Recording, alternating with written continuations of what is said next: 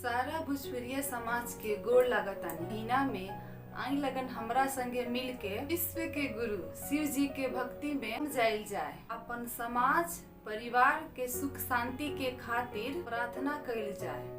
जय शिव। ओम नमः शिवाय। ऊपर पहाड़ नीचे रोड़ा आहे बम बम भोला। ऊपर पहाड़ नीचे रोड़ा आहे बम बम भोला। उहाँ माता कहनी शिवजी हाथी से घोड़ा हमरा। उहाँ माता कहनी शिवजी हाथी से घोड़ा हमरा।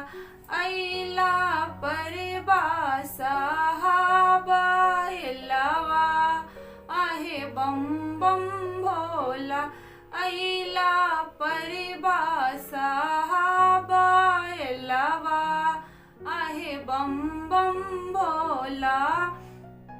ऊपर पहाड़ नीचे रोड़ा आहे बम बम भोला।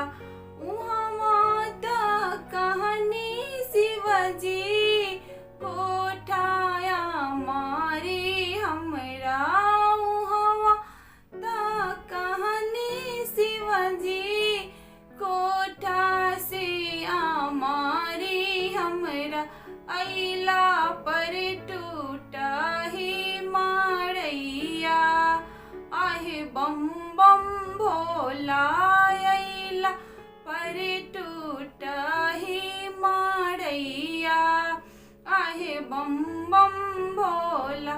ऊपर पहाड़ नीचे रोड़ा आहे बम बम भोला।